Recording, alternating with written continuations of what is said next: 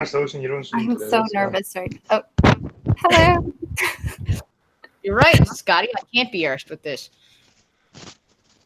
Hi, everyone. Are we live right now, are we? We are live. You're right, Scotty. I can't be arsed with this. All right, who's got it running in the background? It wasn't me. Not me, because I'm doing That's stuff. hilarious. Hi, everyone. Welcome to Blind Trucking. We got a Cuban as your host because she's awesome. She's fabulous. She's hot. She's Cuban. Alrighty, how is everyone doing? Thanks for the intro, blind girl. No problem. The host was supposed to do the intro. Huh? It's just any way that I can help. I Woo! appreciate it. All right. You want me to just get started into the news? Sure. Why don't you just say hi to your fans? Okay. I did, but hello, Chadwick, Scotty, Rolling Bear, Big Dro. Hello, Little. Hi, Hazel.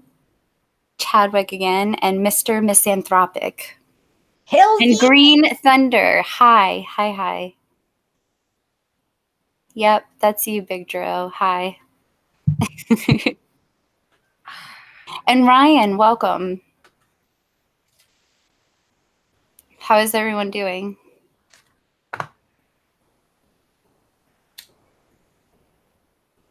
I'm doing great. That good, huh? That great, man. Big turd. Lots of fun. Scotty and Trucker were laughing at me clean up a big turd. It was just not nice. That's funny. Yep. All right. So, last stream we were talking about Florida Man, right? So this stream, I just found this one clip of Florida Woman. If anybody was interested. Sweet. Equal rights. I love it. Yes. So I'm going to try this screen share. I hope this works. This is my first time doing it, so bear with me. All right. By the way, everybody cheer on Cuban. Hold on, Cuban. Before you do that, Yeah. on your just in case, on your desktop, Yes. you have no pictures of your kids, no kind of personal information, No. no pictures of titties or nothing, right? No nudes, nothing. I'm sorry Just to making disappoint. No, just making sure because several people, Peter Almond, has made that mistake several times in screen sharing porn. Oh no. I don't have anything like that up. Everybody on the first screen share accidentally either doxes himself or has titties. Yeah, Oh, mine was a big picture of myself 7 times. No, I just don't care anymore. I'm like, fuck it. Y'all know my name now. Hi, I'm Kendra. What's up? All right. Well, let's see how this will work. We're going to get Cuban into streaming. I know it. All right. Can you guys see this? No. Hot damn, you did a damn better job than some people. Yeah, no kidding. Can you You see it? also need to present to everyone as well. I got it. Yeah. They took away the settings button, so I can't give her powers, so I'm just going to have to keep presenting. So there you go. You're now perma-presented. All right. So everybody can see the woman and the article? Sweet. Yeah, all right. Florida woman squeezed boyfriend's genitals until they bled. Ah, God, why? Oh, it's like I'm in my balls, he thanked her and said, "Can you do it again, Miss?" Oh God! Smash the front and pop the 2 back tires. Look at her face though. She's like, "And what?" Oh God! You know the type. So, a Florida woman was arrested last week on allegations that she squeezed her boyfriend's testicles until they bled. Police said. The alleged incident occurred on June 4th in Indian Harbor Beach, about 70 miles southeast of Orlando. Authorities responded to a call from a man who said his live-in girlfriend had assaulted him, according to the police report. The report said that the woman, identified as 21-year-old Katie Lee Pitchford, had become enraged during an argument. The alleged victim, who was not identified, reportedly told police officers that Pitchford had struck him with her fist and scratched the left side of his face. Oh, wow. So, an arrest affidavit cited by the Miami Herald said that the man's face was bloodied and had visible bruising. The man reportedly told officers that Pitchford had grabbed him by his balls and squeezed them until they bled. He told officers that after that, Pitchford choked him until he couldn't breathe, but he managed to wrestle her away and call the police. What is he, like Go ahead. 4'5" and like no muscles? Why didn't he kick her ass? I don't know, but Because he would get arrested for that. That's fine. He would get the one charge for it. Well, Probably. you should have squeezed her titties until her nipples bled. Like, fuck. Yeah, granted, if someone squeezed my balls like that, they're getting a fucking arse kicked. But okay, who the fuck they are, but You telling me I'm not allowed to grab your testicles, Scotty? Done. you do that, you're getting punched in the face. I don't care who you are. I'm not grabbing those testicles anytime soon. Nope. And this is sort of what I kind of wanted to bring to light with this article, is that this does happen to men as well. I don't know why some don't fight back, but this person probably froze, or it's been Women have to therefore. Yeah. Because we did a good job at teaching men right, and now fucking bitch-ass women have been let off the hook. Like, women should be taught exactly like men. You don't hit people. Because boys are taught you don't hit girls to make them grow up to be decent men, and women are taking advantage of good sons. But thankfully, Pitchford was arrested for battery and accused of violating her probation. In the back of the patrol car, Pitchford reportedly asked to talk to the victim so she could apologize. She was detained by the Brevard County Sheriff's Office, no bond, and will appear in court later this month. So there you go. Do I want to apologize for making it so he can't have kids ever again? Fuck, cunt. My goodness. Squeeze those nipples. Jesus. God, that made me cringe, and I don't have testicles. My balls still hurt. Straight Sith male. Yeah, I heard about this earlier. I would choke a bitch. Yeah, she has crazy eyes. Now try and tell me there is no reason to ever hit a woman. In this instance, I would agree because, wow, if you have to, I guess, I mean, I don't know, try anything possible not to knock her out. But in this instance, yeah, like. Kick her in the ass, man. She deserves it. Cunt her if you have to. You grab my balls, you're getting knocked out. Wait, does this mean all grabbing of balls? Because if it's any grabbing of balls, I'm okay with this. Well, imagine if it was like reversed and it was a man who completely like mutilated a woman's genitals with like his fists and stuff, like against her consent. Like people would be outraged. All over that. Yes, absolutely. Women, women. Can you see this new one? No, but I'm going to see that for everything you do. You guys can't. Daddy, you can see it? I'll be right back. Yeah. Okay. All right. Child marriage legal and ongoing in Canada, researcher finds. Ontario, Alberta, and Quebec have licensed the most child marriages in the last 18 years, said Professor Alyssa Koski, who researches the practice in Canada. Yep. Canada isn't as great as we think it is, ladies and gentlemen. All right. Since 2017, Canada's government under Justin Trudeau's Liberals has conducted foreign policy with an explicitly feminist approach, especially as it relates to sexual and reproductive health rights. Part of that has involved trying to eradicate child marriages overseas. Canada is a leader and key founder of the United Nations effort to end child marriage, which is regarded as a revealing measure of a country's development. This is true. This is very much true. I had to do some research on that. I don't have like statistics on it or anything, but if I can find them, I'll send them if you guys don't believe me. But anyways, there is a curious blind spot. There's been absolutely no reflection on the fact that it remains illegal in Canada, said Alyssa Koski, who researches child marriage in Canada as an assistant professor at McGill University's Department of Epidemiology, Biostatistics, and Occupational Health. The bizarre result is that Canada legally permits the very practices it condemns and combats in the developing world. Child marriage in Canada is legal and ongoing, Koski concludes, and not as a rare legal quirk in niche communities of religious extremists, as media coverage often suggests. Provinces have, in fact, issued marriage licenses for 3,382 children over the last 18 years, according to Koski's presentation to the Congress of the Humanities and Social Sciences in Vancouver. And if I must say something about this, it's almost like there's something exotic about going overseas and helping other countries and feeding them and, giving them all this like medical attention and care, when people seem to forget that a lot of this stuff is needed at home as well. But it's not as exotic at home. You're not traveling the world, you're just traveling around your own country. And this is just a perfect example of how things can be overlooked. A lot of things. Absolutely. Although I was curious actually when I found this article, because I'm wondering, like, because they don't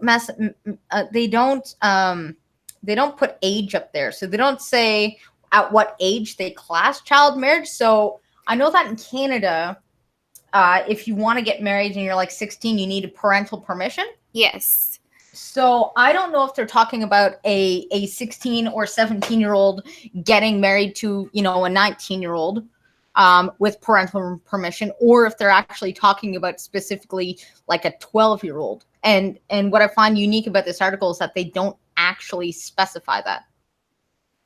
I would imagine it would be anyone under 18, but you know what, as you were stating, Yeah, because I know there are some instances where, like, a 17-year-old will marry a 19-year-old, but if it's like a 13-year-old that's getting married, then you got, I don't think you should be getting married at 17, but I don't think it's as bad depending on, like, they don't give any stats. If it's like a 17-year-old and a 30-year-old, I would be worried. If it was a 13-year-old and anyone, I would be worried. But if it's like, if the age gap isn't too bad and it's just, well, I'm going to be 18 soon, but I need my parental consent because I'm still 17 or whatever, then that's fine. And they don't really specify that. Although Canada is so lax on a lot of things, it wouldn't surprise me if he was younger. Well, let's see. In absolute numbers, Ontario sanctioned the most child marriages with 1,353 since 2000. Then Alberta with 791, Quebec with 590, and British Columbia with 429. She adds that her results likely underestimate the true extent of the practice. This has happened in every region, Koski said.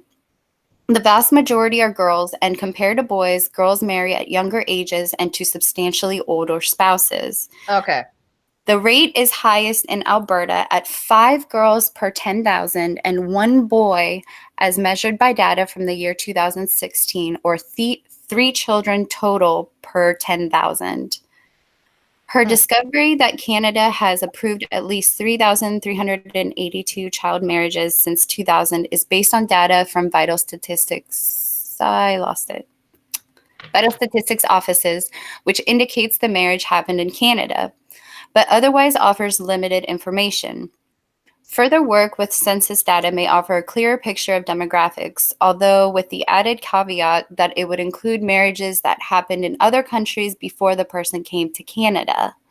So that would skew the result, because, I don't think Canada could be in consequence for something that's happened overseas unless it was a Canadian that went overseas to do it and then came back. Exactly. Yeah. Well, they can't be for letting them in. Go ahead. They can be for letting them in if they let the pedophile. If it's like the pedophile, so they married someone under 16, they can be for letting them into their own country. Well, that would mean that all the Syrians that came in with child brides would have to be counted. Yeah, they fucking should be then. And I know that we've taken They in. shouldn't be allowed. If they got a child bride, they shouldn't be allowed in. I agree. But here we are.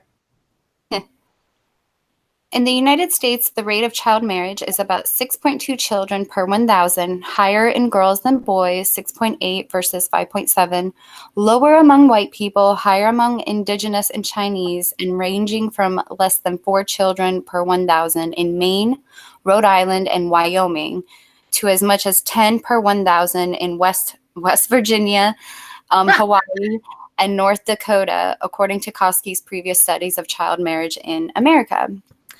Her doctoral research was on child marriage in sub-Saharan Africa and India, which fits with the common imagination of the phenomenon as something that happens elsewhere, as Koski put it. Exactly. Like, oh, this doesn't really happen here much. Now that we've got an influx of other countries in ours, it's going to become our custom soon.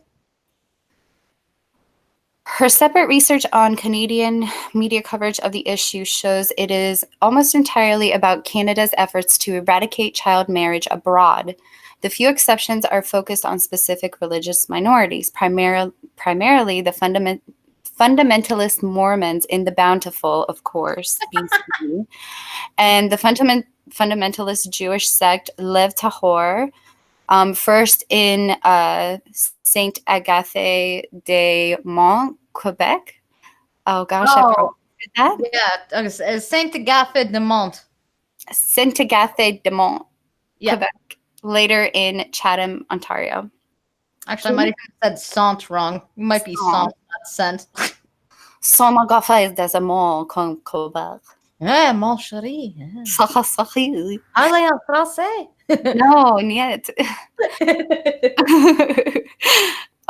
Canada's federal civil marriage act sets the minimum age of marriage at 16. Provinces which administer the licensing require parental consent for people younger than 18.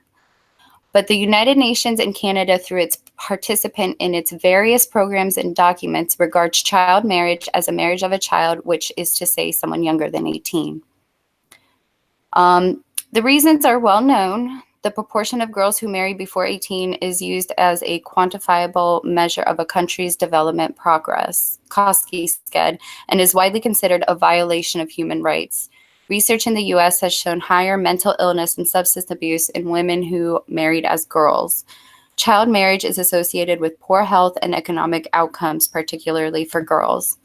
Koski said there seems to be a general political reluctance to raise the age to 18, part of which involves concerns over infringing on religious freedom. And that was that one. Yeah, good old religion. You know what I love is how they named other religions that do this, and they totally left out one group. One group they left out that's probably higher than the Jews and the friggin' Mormons. Can anybody guess what that might be? I'm not going to go there. Is it a peaceful one? Oh, totally. They're so peaceful. They love your head so much they want to keep it. That's the kind of love I'm seeking. Yeah. All right. On to the next. Your head be the cost of entry to this religion.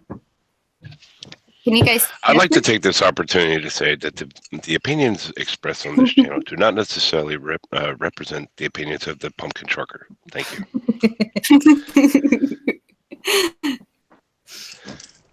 Can you guys see this one? No. Stop it.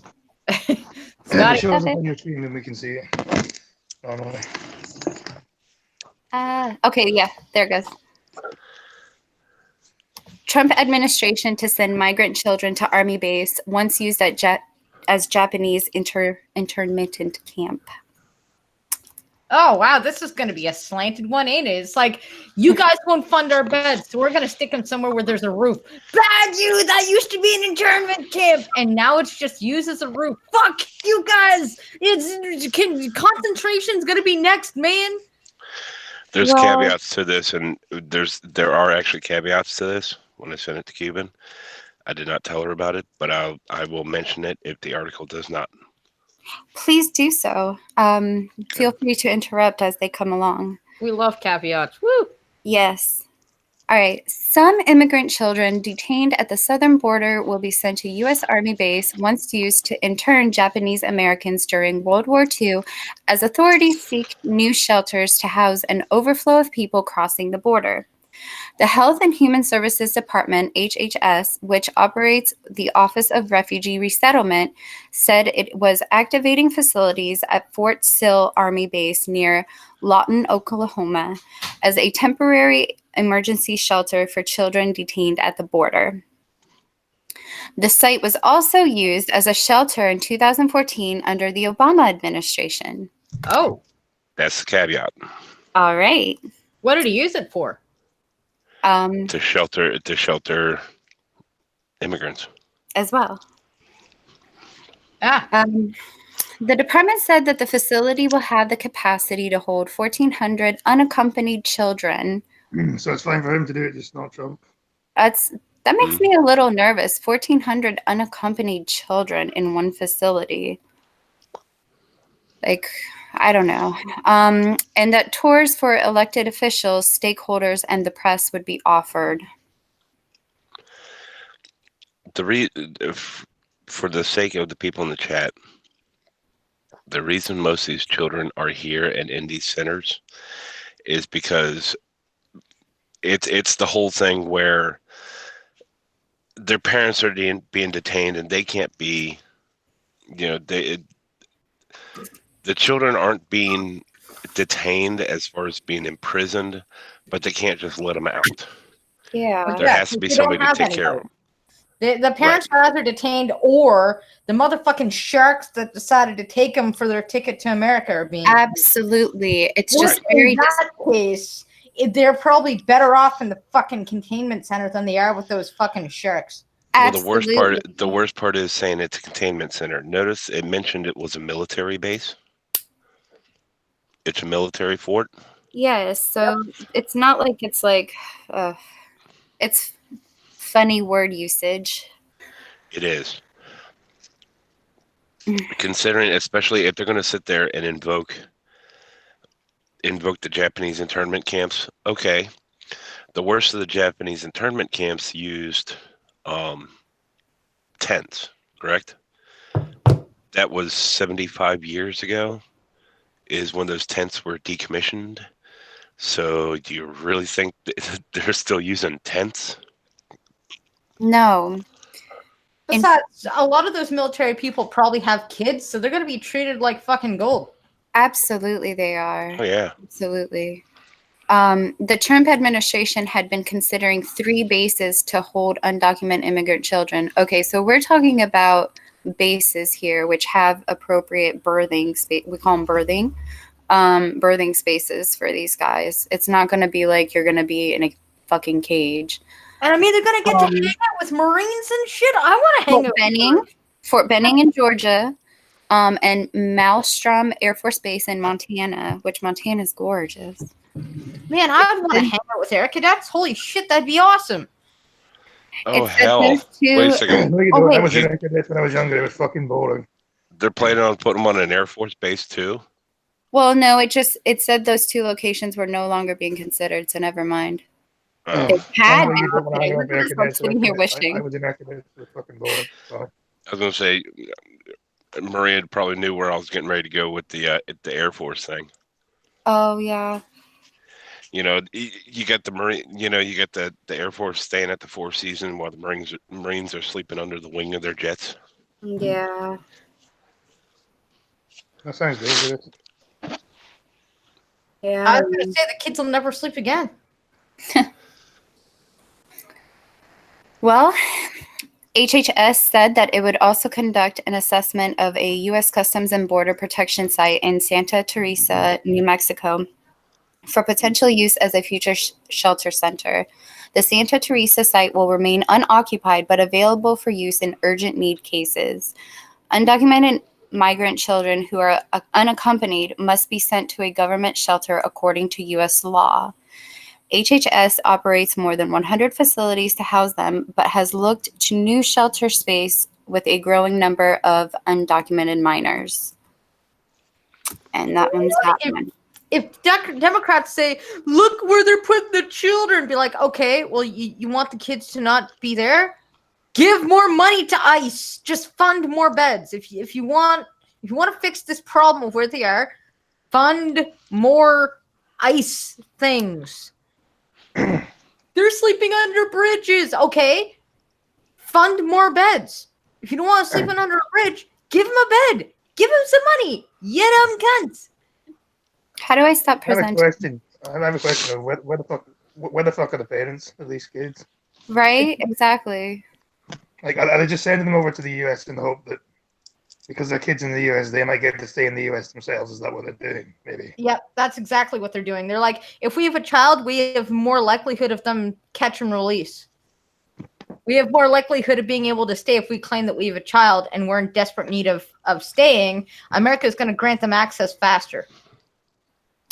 And until that incentive goes away where they say, you know what, just because you have a kid doesn't mean you're here, that's not going to stop. And until you have to appeal the 14th thing. Exactly. And until people stop sending messages down there saying, come to America this way, they're not going to stop. Nah. Fucking Mexico saying everybody has a right to America. Fuck you. And you know what? The big reason why I care is because some of them don't stay in America. Yeah, they go to Canada. Yes, they do. And they love to smuggle illegal guns with them. Fucking assholes. All right. I've got the next couple articles, if that's where we're going. Woo! Love articles. Articles are so fun. I'm going to slowly ease into the enraging one. All right, guys, get your mad hats on. It's coming. I'm making sure we use a little bit of lube. Get some truck. Guys, get the truck. We'll start off Is there with poison ivy juice in that lube? No. There's none of that. Oh, God. All right. This one's fairly interesting. I remember when it happened. Let me know when you guys see it. I thought you wanted me to stop presenting you. You want me to present you again? Jeez. What's going on? Oh, I don't know. Am I on? You're on now. All right, cool. How do I get this thing off? What the hell is this? Is there a big X somewhere? You just need to right-click the tab, then mute the tab. Or stop the video from playing.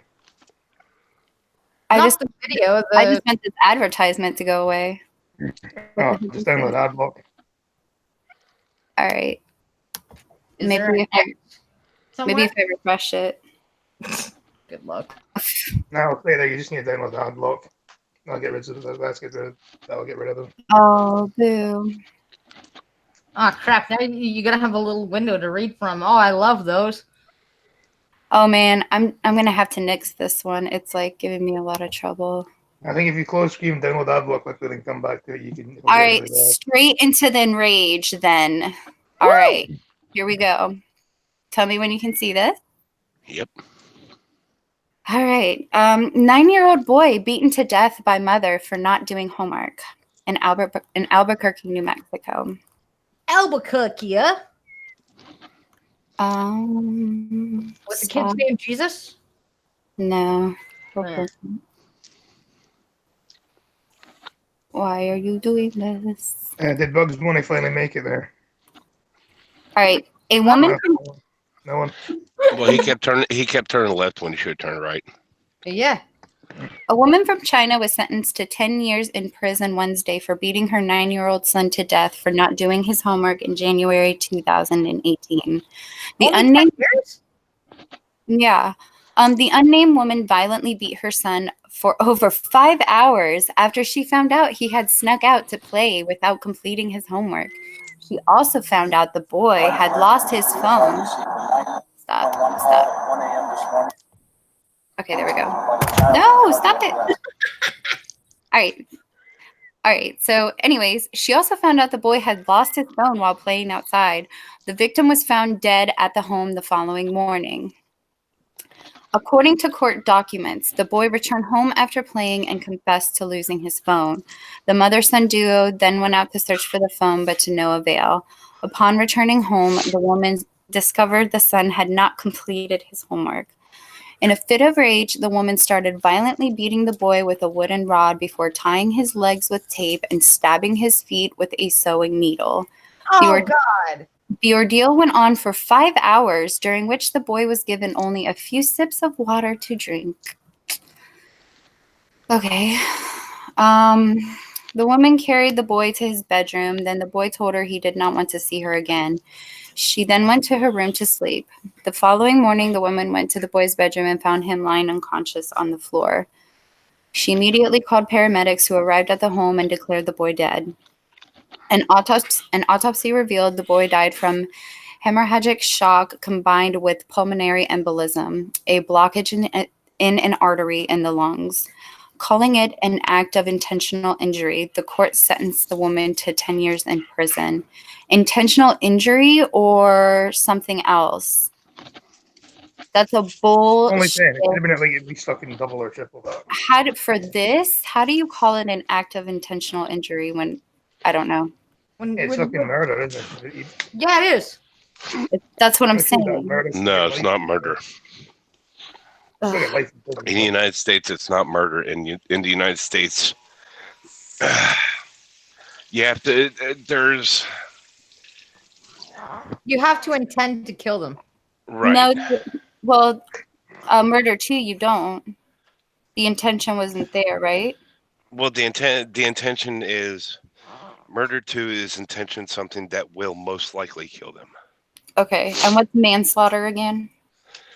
Just killing somebody by accident. Well, it could have been involuntary manslaughter, could it not have? Yeah, it could have been involuntary manslaughter. Why did it go top shelf? I don't know. In a similar incident, what was that? I was gonna say maybe because vagina. I don't know. But in a similar incident in February, an 8-year-old boy from central China was beaten and stabbed by his father for not completing his homework on time. Upon finding the boy had not completed his homework before the deadline, the unnamed man ordered his son to kneel before beating him violently. He then stabbed the child with a kitchen knife, and after the boy's grandmother intervened, the boy was left with injuries to the head, back, and hips post-incident.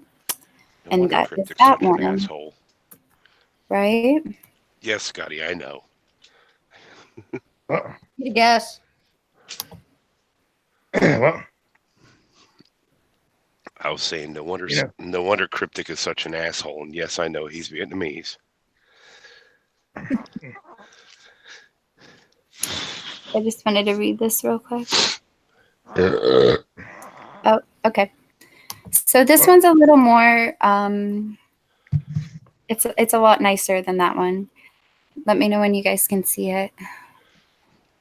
Which, by the way, the folks or for the folks in the chat, the story she couldn't read. If y'all remember, several years ago, there was a pedestrian bridge in Minnesota, I think it was. Florida. Yes. That was all built by all women. Oh wow. It was built by a women-owned company, or it was built by a women-owned, or it was designed by a female-owned company, female-run company, all-female company. The actual building had men involved, yes, according to their specs, their standards. But it collapsed, killed a whole bunch of people, and they had been warning about it, or they had been warned about it not to open it because it was dangerous. Well, unfortunately, the story that Cuban couldn't read had said that people had been hearing the structure cracking before it fell. Thank you for bringing that up. I'll try to read it again. Maybe just read it off my phone. I don't have to. You could just download Adblock, could you not? No, I'll do it after this. It's going to be too much for me right now. Can you guys see this? No. Yeah. All right. 101-year-old World War II veteran flew 1,500 miles to commission his grandson at the Air Force Academy.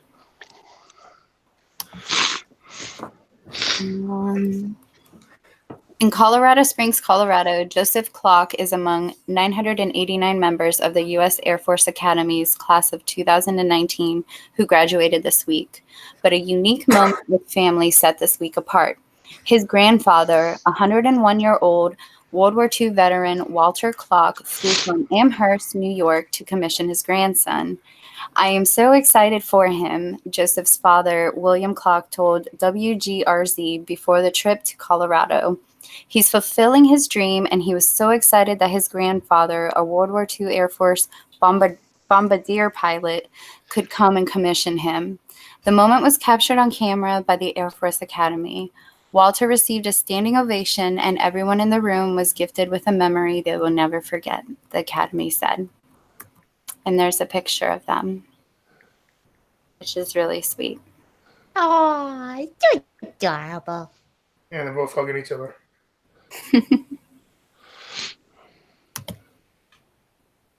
All right. I have to find a few more if you guys want to talk. I will grab the other article. I'm looking for a I'm looking for a friendlier version of that article. If you would like, I can just read it. Well, you said the ads were. I meant for my phone. Maybe it'll be like a little more phone friendly. Well, I actually just found one that I'm getting ready to send to you right now. All right, sweet.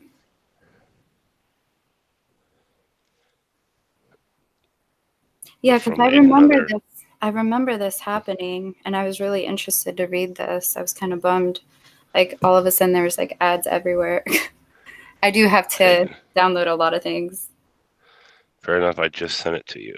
All right, cool. Thank you. Let me open this one up. That's the local Fox station, so it should be less ads. All right. Am I still presenting? Screen share? All right, cool. So can you guys see this one? I cannot see you. No. All right. Your screen share has been turned off. It hasn't. You're presenting her, but I'm not seeing a screen here. There it goes. Oh, I was gonna say I totally didn't stop sharing it. Totally wasn't me. I was arguing with Tinkles. I didn't touch the mouse. Hey, can you go hold there if I get into an argument with someone? No, I can't. How's this looking? Beautiful. I love the flowers. Thank you. It was my own touch. It cracked like hell. Engineer ignored warning signs hours before. Sorry, that was really cheesy. Hours before deadly FIU footbridge collapse, report says. Jesus. Seriously? What? They ignored that? Yeah. Pretty much. Oh, wow. Oh, it's cracked. It'll be fine. Hours before the pedestrian bridge collapsed at Florida International University last year, engineers said cracks in the structure didn't pose a safety concern, according to Occupational Safety and Health Administration report, OSHA.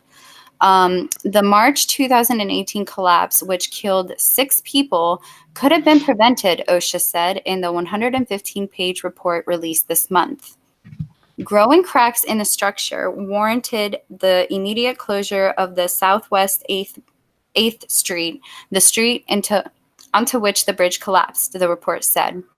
But the bridge's designers, FIG Bridge Engineers, after inspecting it that day, said that the cracks did not pose any safety concerns, according to the report. Urgent, but dismissed concerns. FIG Bridge engineers knew that numerous wide and deep structural cracks had developed and lengthened daily, but dismissed them, the report said. The document contains multiple texts and emails from crew members concerned about the growing cracks. One crew member sent his supervisor a text message with a picture of a construction joint with cracks running along it through multiple places. It cracked like hell, the crew member wrote in the message. A senior project manager also expressed concern over the cracks in an email with a photo attachment. Despite what OSHA said in the report was a sense of urgency from the workers, FIG did not treat this matter as urgent. FIG bridge engineers said that in a statement to CNN that they reviewed the report and disagreed with OSHA's conclusions. The OSHA FIU pedestrian bridge report is factually inaccurate and incomplete, and it includes errors and flawed analyses. It does not conclude an evaluation of many important factors pertinent to the construction process leading up to the accident. Jesus Christ, what do they need? Look, there's cracks. It's no big deal. Here's some pictures. Here's, the statement reads, additionally, it has not been reviewed by any other entities involved in the accident investigation. FIG disagrees with the conclusions in the OSHA report, FIG said, adding that it could not elaborate further because the incident is being reviewed by the National Transportation Safety Board. The report also said that the bridge's contractor, Manila Construction Management, failed to address safety concerns that morning. CNN has reached out to Manila Construction Management for comment on the report. When reached by CNN on Tuesday, a Florida International University spokeswoman, Madeline Barrow, said that the university wasn't in a position to comment on the report, citing ongoing investigations by the NTSB. All right, so built for safety. Beyond the response to the cracks before the collapse, the report said there were missteps throughout the construction process, citing a deficient design and inadequate oversight by engineering consultants that violated requirements by the Florida Department of Transportation. The university commissioned the $14.2 million bridge to connect to the school's campus to the Seawater neighborhood where thousands of students live. The footbridge had been built to avoid the tragedy after an 18-year-old student at FIU was killed after being hit by a vehicle while crossing a nearby street. It was intended to be... Huh? I said, yeah, how'd that work out for him? It was intended to be strong enough to withstand a Category 5 hurricane and last 100 years, the university said in a fact sheet. It was also designed using as accelerated bridge construction, which makes the construction quicker and cheaper and also keeps the streets from being blocked for long periods. And that is the end of that article. So, yeah. Hey, at least I host my own streams. I get someone else to do it for you. I'm gonna get more subs than you do. Yeah, only like 3. It's still more than you, because I host my own streams. You don't. You get someone else to do it for you. Everybody loves how you're reading, Cuban. So I said, yeah, she reads better than Scotty. All right, children. I really, really want to talk about this one because it's just really, really interesting to me. The tooth or the wolf? Let me go ahead. Oh. Yeah, at least I've never got anyone else to host my stream for me. I just felt that, well, Cuban needs the loves. It's the Cuban. Q to the man. She could do her own stream if she wanted to. I'm good. Thank you. Q to the man. Hells yeah. Oh my gosh, if The Handmaid's Tale is going to follow me around, I'm going to die. It's your first stream. You'll get used to it. All right. Yes, it is going to follow you around. Wow. They just want everybody to just be a handmaiden, don't they? No. Hey, guys, can I get a Cuban is hot in the chat just for good measure? Oh, yeah. There's got to be an X somewhere, no? There should be. No, but sometimes it'll go away eventually. Sometimes. That is just so retarded. That there it goes. There it goes. All right, it's gone. Can you see the picture? Oh, yeah. All right. Oh, I can totally see that. It's Stop it, just stop so it, beautiful. All right. Ah. All right. I think I got it now. So a 40,000-year-old severed wolf's head discovered in Siberia. Woohoo! Somewhere colder than here. Yeah. The wolf's head was found by locals looking for mammoth ivory. A 40,000-year-old severed wolf's head, preserved by permafrost, complete with teeth and fur, has been discovered in eastern Siberia. Locals looking for mammoth ivory found the remains on the banks of the Terekakhaya River in Yakutia before bringing it to the Mammoth Studies Department at the Academy of Sciences in the Republic of Sakha. Albert Protopopov, the director of the department, told CNN that while frozen wolf cubs had been unearthed in the past, the discovery of an adult wolf was a novel. This is the first time the head of an ancient wolf has been found whose soft tissue has been preserved after 40,000 years. A grown wolf, he said.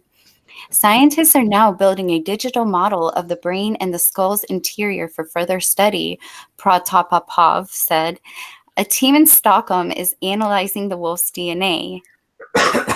An ancient cave lion cub, an extinct species preserved in Yakutia's vast area of permafrost, is also being investigated. As the planet warms, the region is likely to yield more remains, according to Protopopov. I'm sorry. Hey, man. Excuse me. The number of discoveries is growing because of the thaw of the permafrost. Earlier this year, scientists announced the discovery of liquid blood and urine within the frozen remains of a 42,000-year-old foal, also preserved in permafrost. Ooh. It was found, it was found by mammoth tusk hunters in Siberia's Verkhoyansk region. Foreign region. And this is why we replace words with foreign. Yeah, I try. Scientists hope to clone the unusually well-preserved foal. Wow.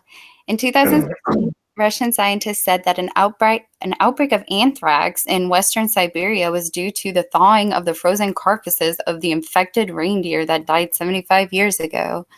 Well, all right. Hey, how come I only got one Cubanist hot in there? Is nobody listening? No. You don't have to say that. Sorry. Yeah, well, that's the end of that article, but isn't that interesting? There we go. There's 2 people on this out now. There we go. Woo! No. That's not necessary. We've got 2. No, please. Look at that. Now that she doesn't want to be called hot, you got to do it. Still not as tall as you, though. Oh. No, you're so cute. Thank you, Sky. I love you too. Mwah. Love you.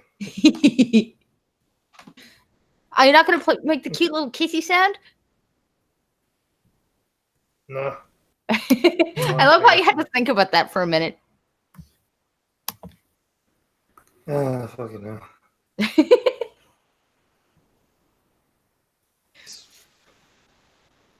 Everybody loves cute little kissy sounds. So what do you think they're going to find in the wolf DNA that they're related to the mouse? I don't know, honestly. It's just interesting to me.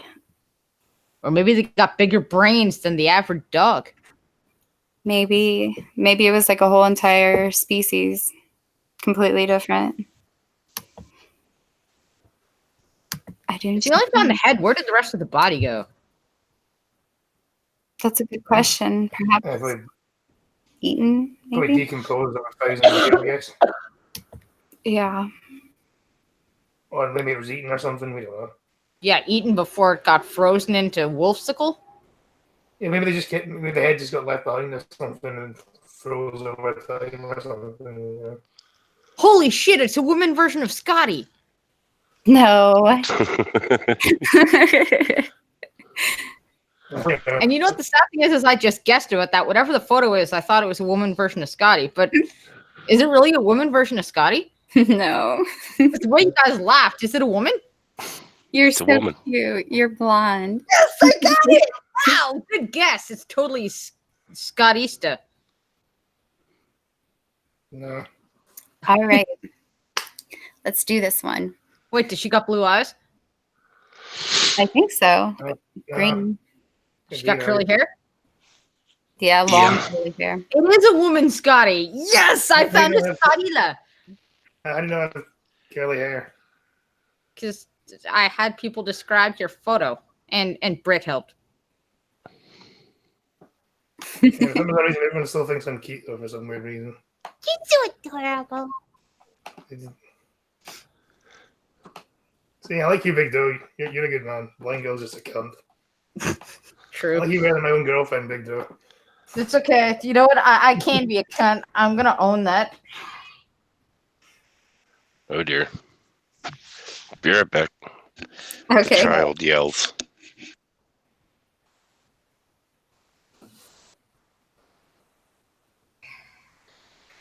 All right. Nice. Well, go ahead. I'm sorry. No, man, I was just making a joke. Oh, make your joke. I was saying as soon as Chuck leaves, it just goes to dead air. Aw, thank you, Drew. I'm glad I'm not a cunt to you. See, look at that. He's nicer to me than you are, Scotty. And Big Doe's just nice to everyone. True. Oklahoma mom arrested after 22 pounds of meth found under children sitting in the backseat of a vehicle. All right. Now we have Oklahoma and Florida. Woo! I have no clue what happens in Oklahoma, but apparently it's good. It's pretty rural there. Tulsa, Oklahoma. A mother was arrested in Tulsa after police say they found 22 pounds of meth under the back seat her 5 children were sitting on. Sunday night, Tulsa police pulled over a vehicle for speeding near 41st and Southwest Boulevard. Police say at one point they noticed something was wrong between the driver and the passenger. Appeared nervous, the story from the driver and the passenger about where the vehicle was going or coming from. They weren't matching up, said Officer Gene Pierce with the Tulsa Police Department. In the back seat, police found 5 small children, ages 4 to 8, and under their seat, 22 pounds of methamphetamine. According to Tulsa police, the meth was worth about $80,000 on the street. The children's mother, Jamie Hughes, was arrested and booked into Tulsa County Jail on drug and child neglect complaints. Her passenger, Ricardo Bra, was also arrested and booked into jail on child neglect and drug complaints, as well as being held for immigrations and customs enforcement. Nice. The children are now in protective custody. And there's something wrong with that boy. Yeah. What did he do? He's running around the living room naked. Oh, normal child. Gotcha. Except he's wearing a purse. Oh, Yeah, typical child. Gotcha. it happens. Yeah.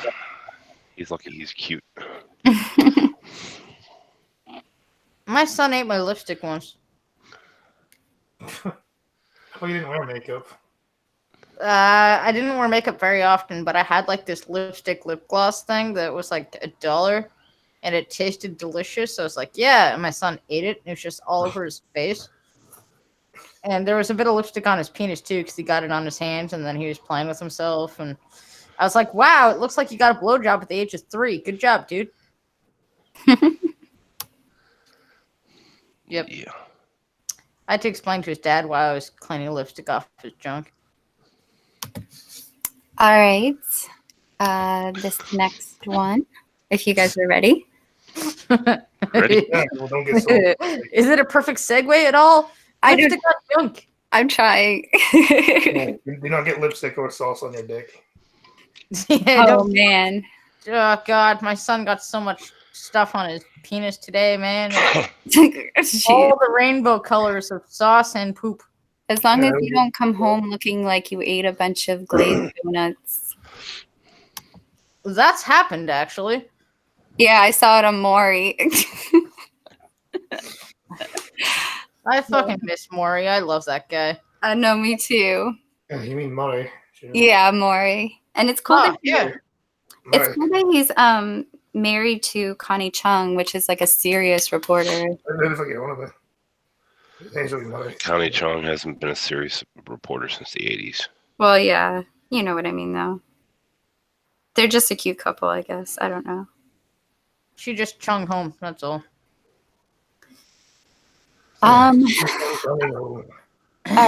This one's kind of interesting. Australian parents sue, say daughter with Down syndrome shouldn't have been born.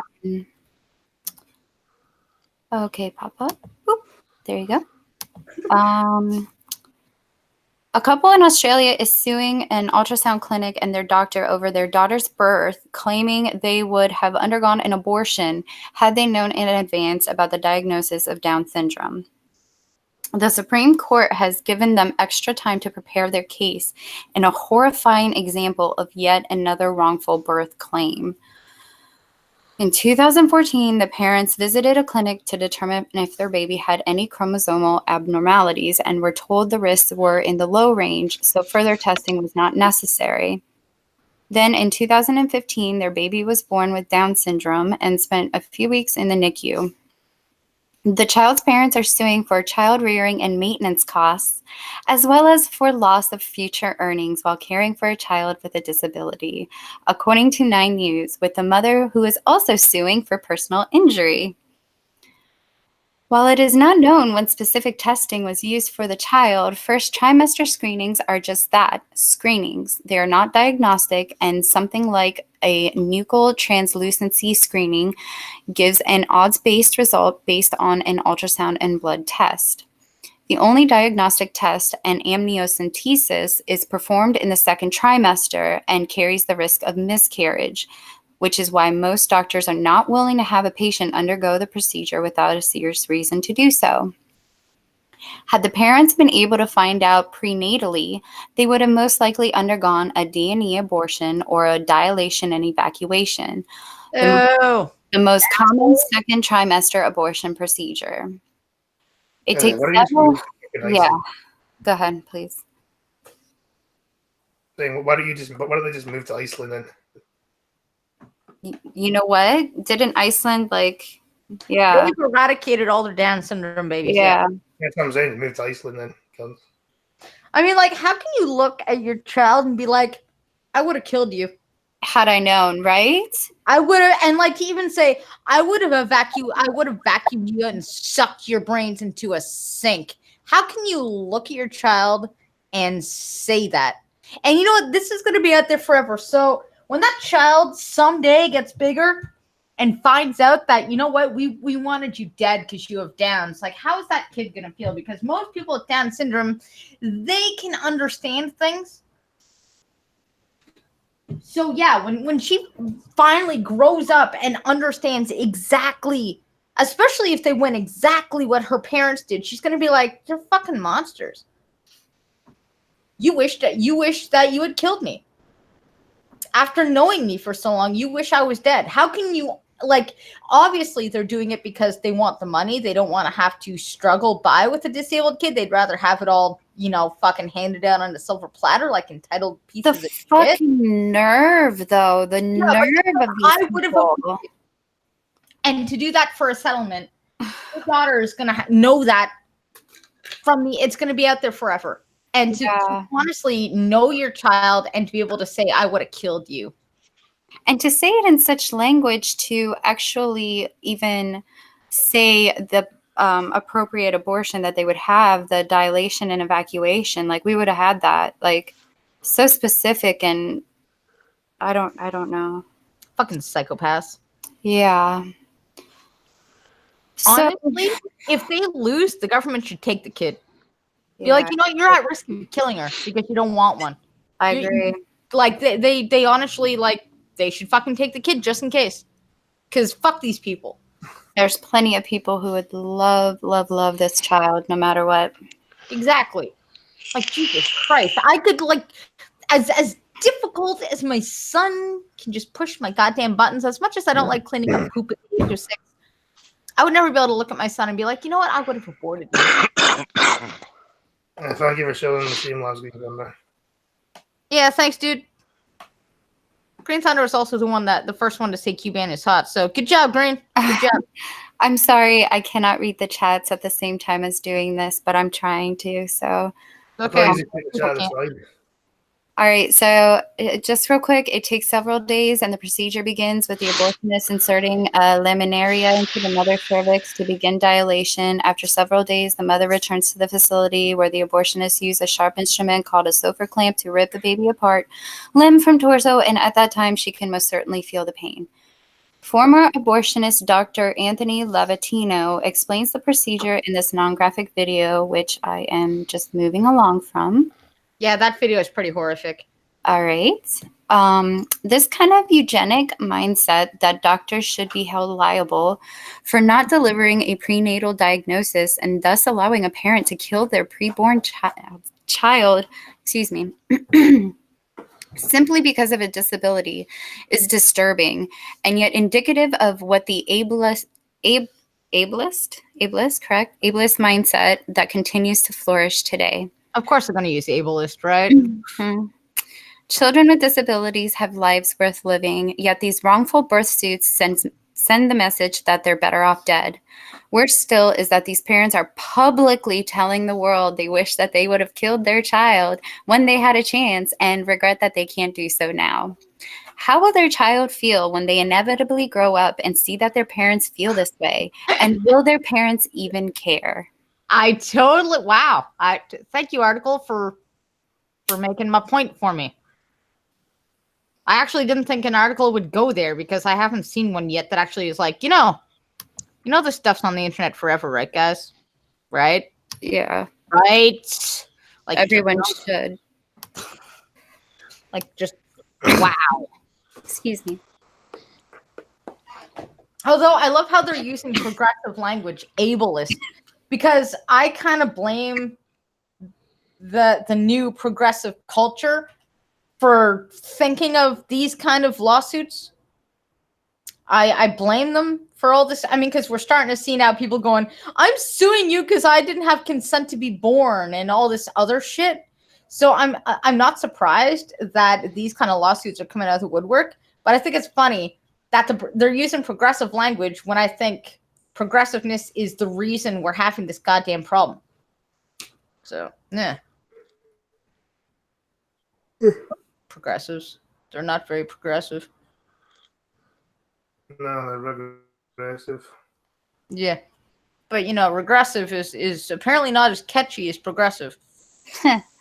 Even though progressives fucking hate progress. Tell you what, Cuban, I just put 3 more articles and I'm putting 1 more in there. There's one specifically for the final one, the last of the 4 I sent you is one specifically for you and Chadwick. Ah. Is it about Pete? Let me see. Tell you what, you mind if I go ahead and take one myself? No, go ahead. Please do so. Okay. I'm gonna assume the last one is about weed. Oh, no, this will be great. It'll give me a chance to get something to drink if you wanted to. Please That's do fine. so. And there's two in there that are police stories. I'd go for the first one first. So, all right. How about this one, guys? Michigan. A clip unveiled by the Middle East Media Research Institute this week shows Michigan-based Shiite Imam Basim al-Shira educating students on the role of wife beating. According to the video, the Imam tells the class at the Az-Zahra Islamic Center in Detroit that when the Quran references such a physical act towards one's wife, it is a beating that should be conducted without causing pain or any red markings, but as a reminder to the woman that she misbehaved in cases when words or admonishment do not make her change her ways. It is just like when your child reaches to touch the electrical socket or a fire. What would you do? You go like that. Sharia explained. It's just like when your child picks up something dangerous and is about to eat it. You hit his hand like that as a reminder. This is what beating means. Wow. Shera and the Al Zahra right. Islamic Center did not respond to a request for comment. It's not the first time that Shera's words have become a source of controversy. In late January, he also came under fire for what many deemed an anti-Semitic lecture uploaded to YouTube, in which he claimed that Jews have distorted sacred texts and sanctioned the killing of prophets. He accused the Jews of employing tricks and fraud in matters of religion and morality, and of amassing gold and spreading usury. The report concluded, underscoring that Jews have used their peculiar philosophy to attain power and control the modern banking system, and that Jewish women have long founded and managed dens of female iniquity and ran European brothels. An MEMRI analyst told Fox News that the apparent firebrand spiritual leader, Shera, immigrated to the U.S. from Iraq, but it is unclear when, and is the founder of the scholarly Nahaf Hausa in North America, Michigan. He also refers to himself as Hujat al-Assam wal Muslimin, which means a Shiite source of authority. Most Shiite Muslims in America oppose the Iranian regime, especially Iranians, but pro-regime figures hold the leadership positions, added Ryan Mauro, director of the Clarion Intelligence Network, which monitors extremism. It is important for videos like this to be preserved for research purposes. So basically, he said, beat your wives. Oh, honey. It's a very peaceful and progressive religion now. That must never be questioned. Mm-hmm. Because it's completely amazing. So peaceful and equal to all. Technically, and this is a technicality here, but technically, Sean Connery at one point was okay with an open hand slap, not a closed hand fist. That's not funny. I don't know why I laughed. It was hilarious. He's like, sometimes you just got to give her hungry, I guess. Some like, sometimes you got to give her a slap, but open hand, not close hand fist. I cite my favorite comedian of all time, Sam Kinison, saying, "I wouldn't do it. I don't specifically condone it, but I wouldn't want to be a deciding member on a jury or anything." Yeah. Just me. Mm-hmm. Yep. Because remember, open hand slap. That's all you get. You can't do a closed fist. This is way back in like the 80s, but still, it was hilarious. Yeah, well. In the 80s when comedy was actually funny. In the time of Sam Kinison. Yay! Now, technically, Sean Connery is not a comedian, but, he's a Hollywood guy, so whatever. Yeah, he's an actor. I kind of had a crush on him when I was really younger, like a lot younger. Let me guess, the Bond Connery? Yeah. Is it the Scottish thing, is it? I don't know. I had a crush on, who else? Michael Keaton as Batman when I was little. Yeah, that's really weird, isn't it? Well, better than I can keep that to myself, probably. Well, better than the Batman Michael Keaton than Waterworld. Oh yeah, Kevin Costner.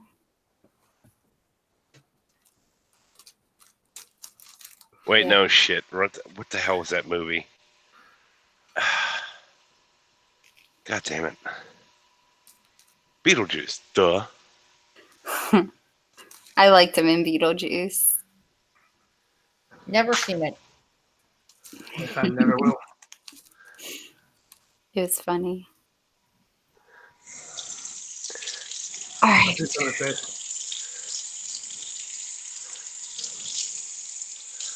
So, how much time do we have left? Do we have time for one more? Oh, we got 30 minutes. You're doing good. All right. There's more than enough time for all three of those I just sent you. Yeah, I pulled them all up. I'm going to do... Oh, man, Q-Man's all business today. This is pretty cool. He's way more professional than we are. Yeah, Jesus. Wow. There's one that Well, there's two that mention police. It might be more prudent for us to do the, I don't know, show of hands on the chat. Who wants the pro-police first and who wants the anti-police first? I want this kitty first. You ain't getting it. Okay. There's a kitty. There's a kitty. It's so kittiness. It's on my Facebook. All right. So anti-police or for police? Is that what you were saying? I don't know. Look at the chat. See what they say. All right. Hang on. Hi, Chloe. Yeah. Am I sharing my I screen? didn't think that was Chloe. Probably If you want to. Yeah, that's not Chloe. That's the kitty on my Facebook. That's so cute. Oh my god, I'm gonna send it to Scotty. He's so cute. Oh, hi, Chloe. You heard the kitty? Yeah. Hi, Prince. Did you hear the cat? Exactly right. The kitty. No, don't you come in here Auntie squawking. first. Okay, Auntie first. Auntie first. All That right, would be give the me just a social media second. one. Yeah. Do you have it to pull up, or because I have to go in to pull that one up? I do not have it handy at the moment. I can pull it up. No worries. Hang on. Look at One that, sec. Chloe. Yeah, Chloe. It's in my phone. It's in my phone. Yeah. You gonna say hi to Cupid? What about Scotty? You gonna say hi to Scotty? Hello, Chloe. No. All right. All right. All right. All right. Oh, ignore me, Chloe. There we go. I don't have the Auntie one. It's the one that talks about a social media. Oh, It is the second Snapchat to last. one? Yeah. Okay. Okay. Good. Good. Good. All right. I wasn't sure which one you meant. All right. Cool. Pulling this one up. Send me something else, did you? Yeah, more cat. And let us No. begin. Mm-hmm. I had to add something unprofessional, you know? What I do. I derail my own streams. All right. Let me know when the picture is up. It's up. All right. Vigilante student uses Snapchat filter to catch predator cop. Interesting. So let's see what he did. An online vigilante used Snapchat's face swap filter to trick predators looking for underage girls. Oh, I saw the. Well, I heard about this. Oh my gosh, snaring a California cop, according to police. Male student Ethan, 20, told NBC that he used the filter to pretend he was actually a 16-year-old girl whom he called Esther on Tinder. The San Mateo cop, Robert Davies, 40, allegedly started messaging and looking for sex even after the fake girl told him she was only 16, according to the police neighboring San Jose. I believe he messaged me, "Are you down to have some fun tonight?" And I decided to take advantage of it. Ethan, who did not give his surname for fear of retaliation, told NBC. We started texting on there and it got a lot more explicit, Ethan said, of at least 12 hours worth of chats on Tinder, Kik, and Snapchat. Ethan said he deliberately got enough info for police to track him and even switched to airplane mode to prevent the man from getting automatic alerts when screenshots were taken. San Jose cops say those screenshots showed Davies chatting about engaging in sexual activity, leading to his arrest last Thursday following search warrants on his home and electronic devices. The officer was booked into Santa Clara County Jail on charges of contacting a minor to commit a felony and to put on paid administrative leave. This alleged conduct, if true, is in no way a reflection of all that we stand for as a department, and is an affront to the tenets of our department and our profession as a whole, his boss, San Mateo Police Chief Susan Mannheimer, said in a statement.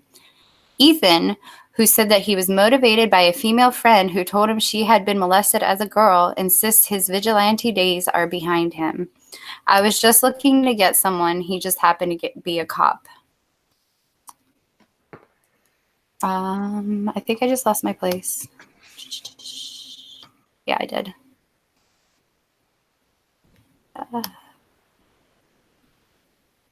Yep, that was it. He just happened to be a cop.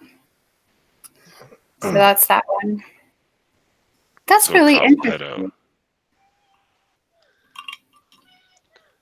Uh-oh. Is that a cat video? Or is that Chucker's What's cat? Sorry. Uh-oh. Oh. Yeah. You can't have And a he's figured out how to open the baby gate. Well, that's not good. Nope.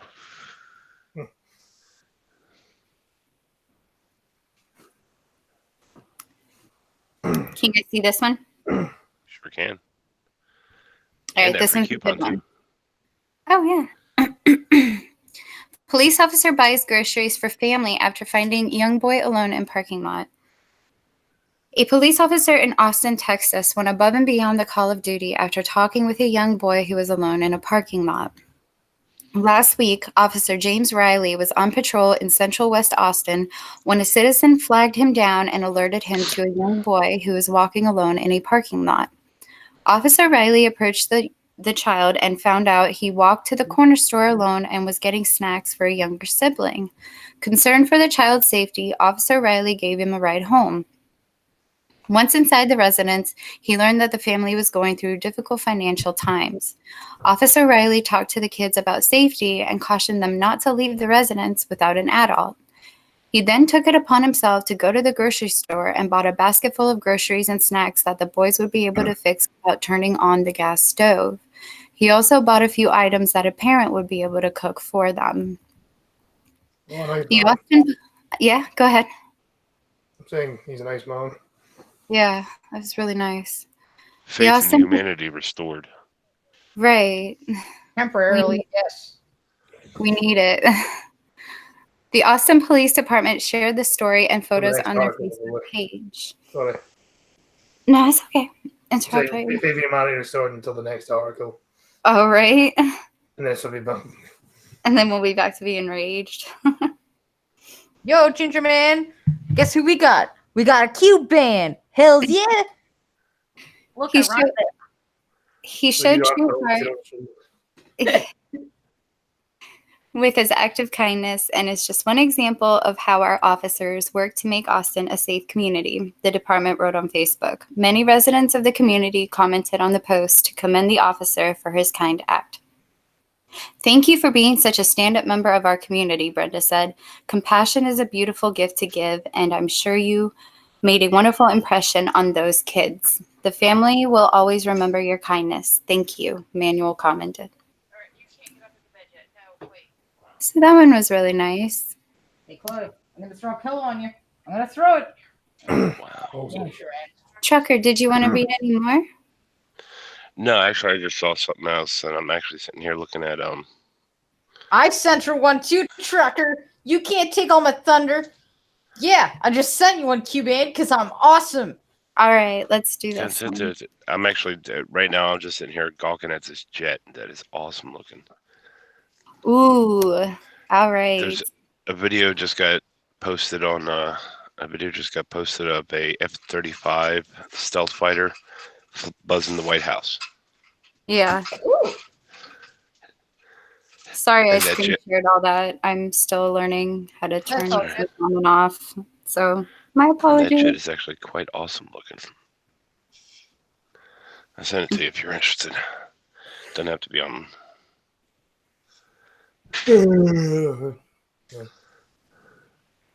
Yeah, we have a Fatah section in the Sun because apparently we need one. Fatah. Sharia law makes a comeback in Ontario. I love how you pronounce Ontario. I love it. See, how did I say it? Ontario? You said Ontario. It's Ontario. I love it. Oh, Ontario. What am I thinking? Two Muslim men, an activist turned Sharia mortgage seller, and an Islamic cleric who sold his Islamic seal of approval on such mortgages were acquitted on Friday of a dozen criminal charges by an Ontario Superior Court judge who validated aspects of Sharia law in reaching her decision. Justice Jane Ferguson described the trial as a huge learning curve in Islamic finance. Sharia in Canada? But what happened to the declaration by the Ontario Premier Dalton McGuinty on September 11th, 2005, that there will be no Sharia law in Ontario? It wasn't just Ontario. Earlier that year, on May 26, 2005, the Quebec National Assembly voted unanimously for a motion against allowing Sharia to be used in the legal system. Speaking for the motion, Fatima Huda Pepin, then a Liberal member of the legislature, said the application of Sharia in Canada is part of a strategy to isolate the Muslim community. And now comes the 68-page judgment of Justice Ferguson in the case of Omar Khalir and Imam Yusuf Panchbaya, who were alleged by the Crown to have unlawfully taken millions of dollars in mortgage money from Khalir's Sharia complaint mortgage company. The two accused were charged with theft, fraud, and money laundering. That involved 15 gold bars that are still missing, silver coins, and a 2 million fatwa fee by the Islamic clerics. All right. Well, the complex plot involves a tiny minority of Muslim homeowners in the GTA who were warned by Islamic scholars that taking a conventional mortgage from a bank was an act of sin, as it involved paying interest to the loaner. The overwhelming majority of Muslims, however, know that Sharia mortgages promoted by mullahs are akin to priests selling indulgences.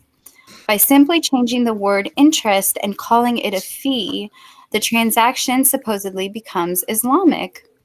Justice Ferguson, in her decision, stated, even if Khalir's understanding of the applicable of Sharia's law was wrong in law, I find he honestly believed at times he had reasonable grounds to believe that he was acting appropriately under the circumstances.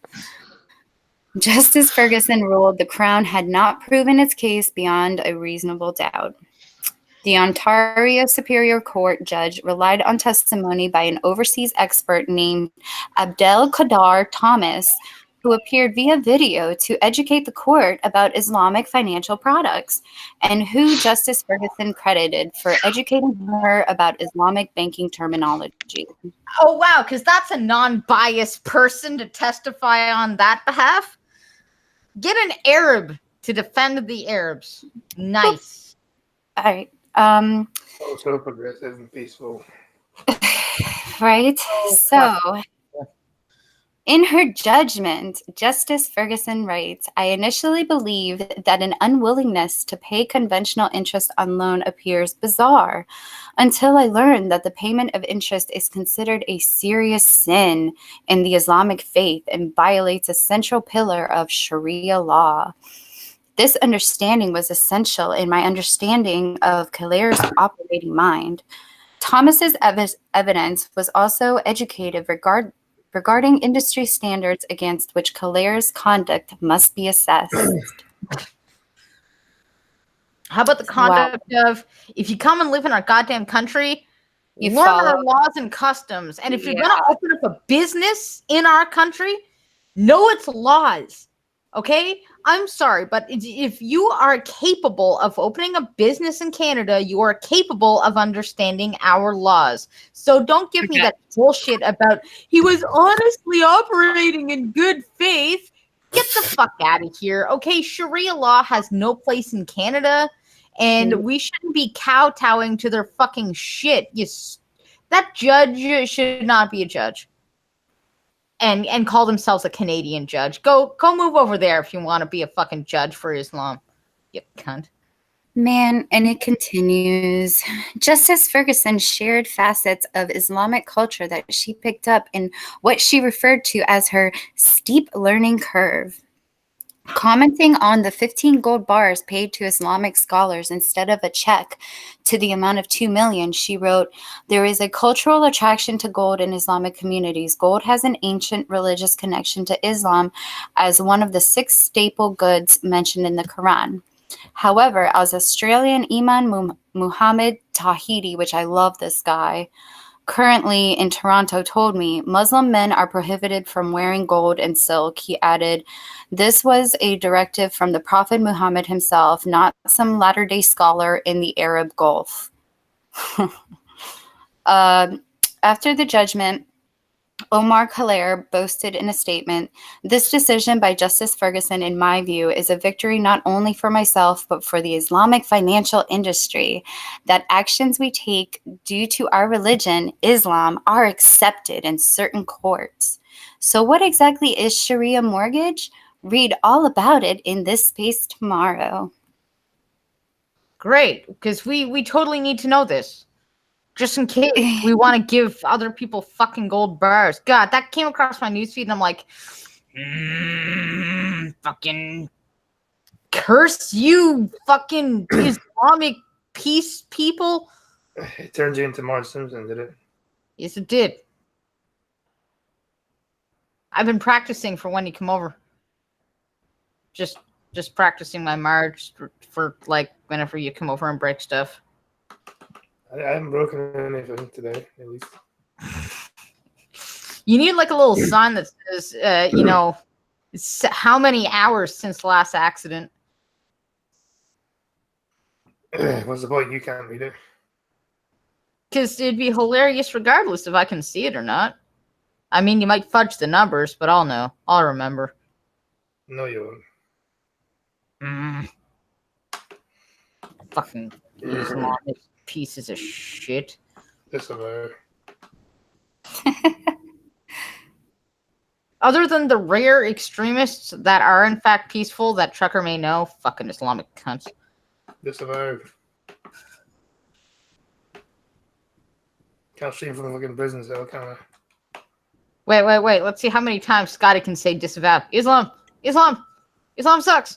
Islam is cunt. It's a cunt. Islam, totally a cunt.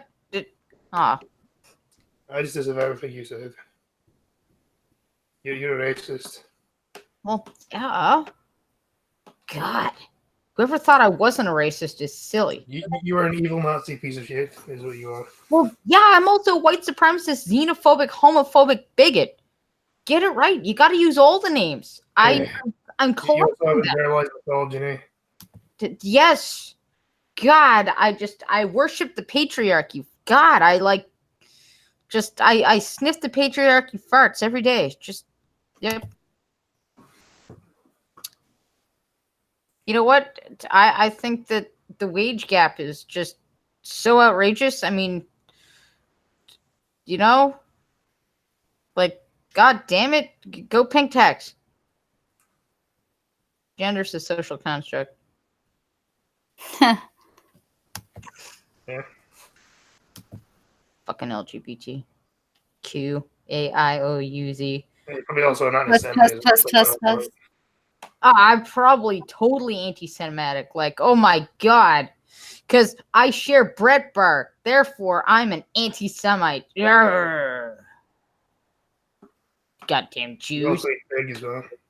Seriously, I love the word Jew. Jew is like one of my favorite words because it's a word that is culturally appropriate to call somebody, but you add a little stank to it, and it's like Jew, and suddenly it's a terrible thing. Like, it's amazing. Well, it's like PG. Yeah, I can be like, hey, that guy's a Jew. That's perfectly fine. I can be like, that guy's a Jew. And suddenly it's a curse word. It's amazing. And it's the same 3 letters. Yeah, that's totally what happens. Let's see what we got. G without the U. Exactly. Oh, wow, we got 8 minutes. That means shit talking and shilling. Yeah, all right, Q-Man, go with the shit talking. Yeah. I don't have much shit talking to say. God damn it, she's too nice for all of us, ain't she?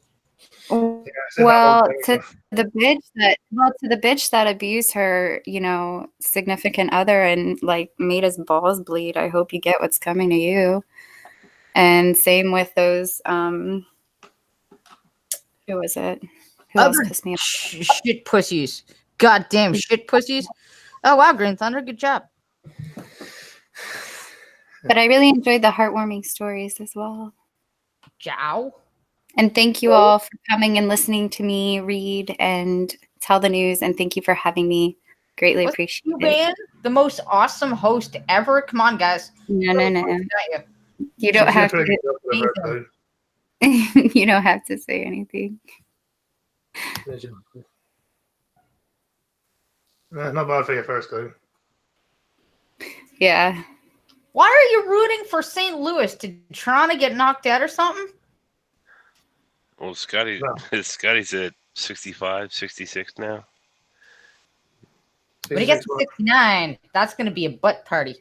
Yeah. Yeah. I think I'm 66. You just did 65, so. See, to be honest, I can't even remember what fucking number I'm on half the time, and I numbered them. Yeah.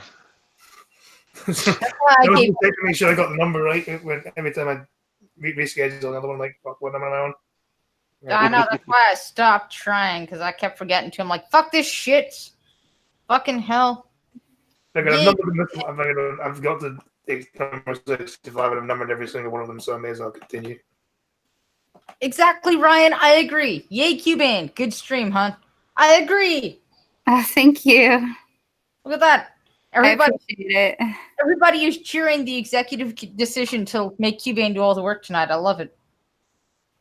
Well, thank you for having me. It's been an honor. And stream loves donations. They should go to Cuba because she did all the work. What? Well, the Leafs fucking suck, and you know what? I agree. I would rather cheer for St. Louis than fucking Boston. Agreed. Go, St. Louis, go! In case you haven't figured it out, we're being Canadian. Ironically, I just saw a news story that said 4 police officers in St. Louis are being charged with beating up an off-duty police officer. Ah, well, the hockey team is beating the Bruins right now, 1-0. So, whoo! Mm. Not in here, too, little boy. Are you going to follow me everywhere? Ah, really? What? Big Dro, you cheer for Pittsburgh? Fucking hell. Nobody likes the Penguins. I mean, I like the Penguins. Sorry. Talking about hockey now. I was just a fan since I was a kid. I really like Mario Lemieux. Oh, good. As long as you didn't say Sidney Crosby, we're good. No, I was like obsessed with Mario Lemieux. Sidney Crosby has that whining at the ref face. Get you. I'm gonna get you. And he's I haven't followed it as much recently, though. I haven't had a chance to watch it, so I don't know how all of it's changed or anything. Well, just boo Sidney Crosby. Just boo that guy. He's a Canadian. He's a super awesome rookie who's a hotshot like Gretzky, but he's always whining at the fucking ref. Like, he's a fucking pussy. I'm like, you're representing Canada, man. Could you just not be a fucking pussy? Like, whining at the ref face. Big Joe, I have a Lemieux jersey too. Yeah. But Pittsburgh is not Ottawa. And therefore I must love Ottawa, even though the Senators team is tanking right now. Because the owner sucks. He's basically trading any good player we got so he can bankrupt the team. So the Senators used to be in the playoffs for over a decade. Okay, and now they're like, just anytime we get a decent player, they just fucking trade them just to tank the team. And I'm like, you motherfucker, Toronto is going to start beating us. You motherfucker. Anything but Toronto. No, I mean, I overlook in like fucking 10 years either, so. I overlook fucking Rolling Bear for liking Toronto, by the way, just because he's a sub, but goddamn Leafs fan.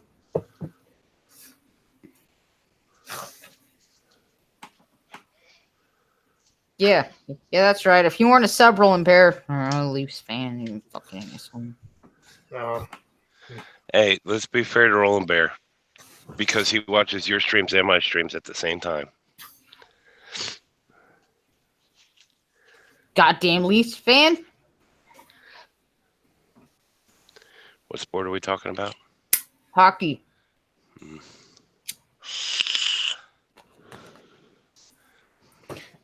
Goddamn. I haven't kicked him yet, so. The temptation is there, but I haven't done it yet. Oh no, Rolly Bear, I haven't been cussing at you at all.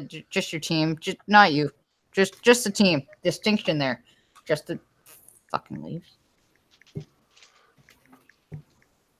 This is what happens when you get two teams from the same province that are 6 hours apart.